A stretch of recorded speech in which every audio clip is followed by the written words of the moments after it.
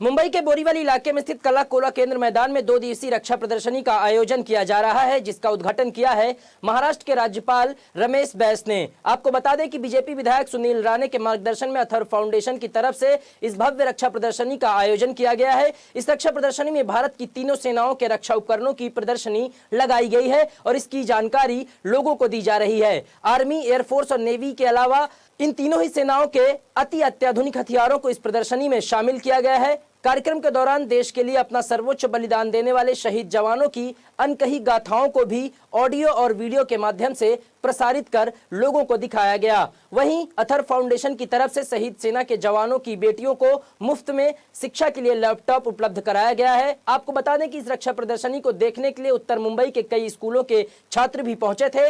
इन छात्रों को सेना के अवसरों के बारे में जानकारी दी गई। जो छात्र भारतीय सेना में शामिल होना चाहते हैं और देश की सेवा करना चाहते हैं, वह इस रक्षा प्रदर्शनी के जरिए जानकारी हासिल कर सकते हैं। अपने करियर में उनके करियर में ये जानकारी बेहद उपयोगी साबित हो सकती है। से आज का संरक्षण प्रदर्शन का उद्घाटन महाराष्ट्र के महामहिम राज्यपाल आदरणीय श्री रमेश बैस साहब ने किया। सबसे पहले मैं धन्यवाद देता हूँ भारतीय सेना के सशस्त्र सेना के तीनों दल को, थल सेना, जल सेना, वायु सेना और उनके सभी अधिकारियों को, जिन्होंने अपने शानदार प्रदर्शन के तहत और अपने साहस, त्याग, निष्ठा, देशभक्ति, देश प्रेम, स्वतंत्रता के पश्चात 75 वर्ष तक लगातार हिंदुस्तान की सरजमी को सुरक्षित रखने वाले हमारे जाबाज सैनिकों को सबसे पहले हम वंदन करते हैं। हम सब जानते हैं कि ऐसी संरक्षण प्रदर्शनी का आयोजन लगातार भारत भर में होता है। थोड़ा मुंबई में इसकी कल्पना, इसकी गूंज बहुत कम होती है, क्योंकि मुंबई ये भागने वाला शहर है, दौड़ने वाला शहर है।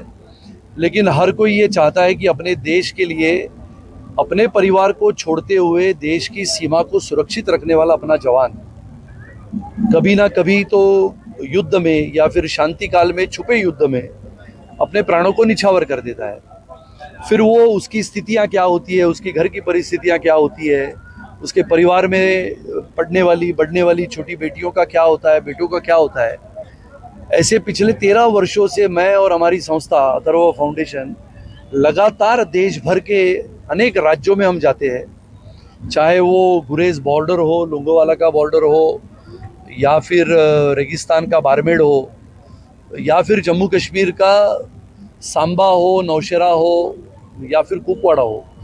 ऐसे अलग अलग जगहों पे जाते हुए हमारे सैनिकों की स्थितियों को मैं जानने की कोशिश करता हूँ। और जितना हमसे होता है, हम उन्हें मदद नहीं करते तो हम उन्हें सहायता करते हैं।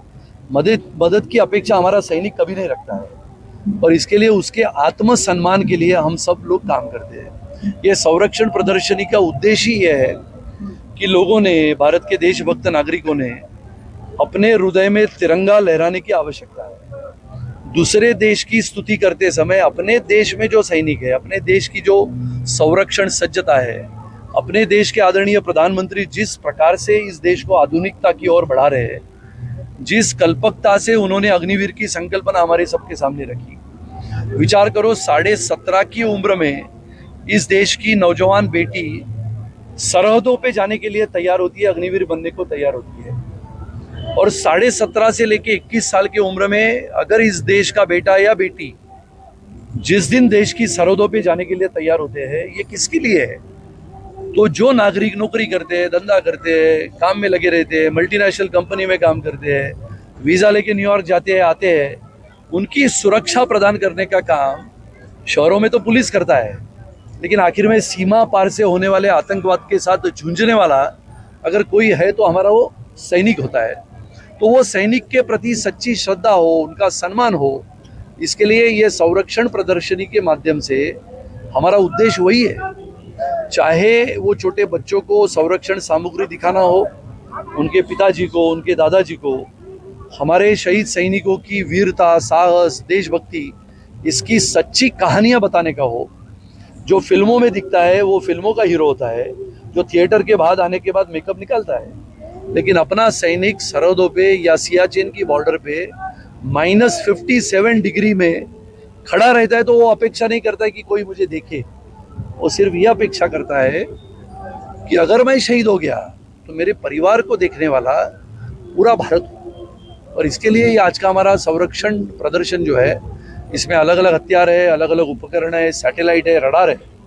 और इसके लिए मैं तीनों दलों के सशस्त्र दल के हमारे अधिकारियों को धन्यवाद देता हूं कि ऐसा प्रदर्शन, हम तो बहुत कार्यक्रम करते रहते हैं सैनिकों के लिए, लेकिन ये प्रदर्शन की कल्पकता हमारे मन में आई। हमारे कर्नल राजेश सर है, जो जिनकी उम्र 78 साल है, जिन्होंने 3 युद्ध लड़े हैं, लेकिन फिर भी जाबाज सैनिकों के जैसे मेरे साथ काम करते हैं। और राजनीति के उस पार, इससे कोई राजनीति का मकसद नहीं है, राजनीति आज है कल नहीं है, लेकिन देश सर्वतोपरि है। नगर सेवक, विधायक, सांसद, ये पद तो आज है तो कल नहीं है, लेकिन देश में अगर हम रहेंगे तो ये देश आगे बढ़ेगा, ये कल्पना लेके हम सब काम करते हैं। और आज जिस प्रकार से ये संरक्षण प्रदर्शनी में हमारे सैनिक खड़े हैं, मेरे आजू बाजू में भी हमारे थल सेना के, इंडियन आर्मी के सब जाबाज सैनिक खड़े हैं, जो जम्मू कश्मीर से लेके विशाखापट्टनम तक काम करते हैं। और कभी ये कहते नहीं कि मुझे बस हो गया, लगातार 20 वर्ष 30 वर्ष तक सेवा करते हैं। ऐसे सेना के जाबाज जवानों को समझना, यही इस संरक्षण प्रदर्शनी का उद्देश्य है।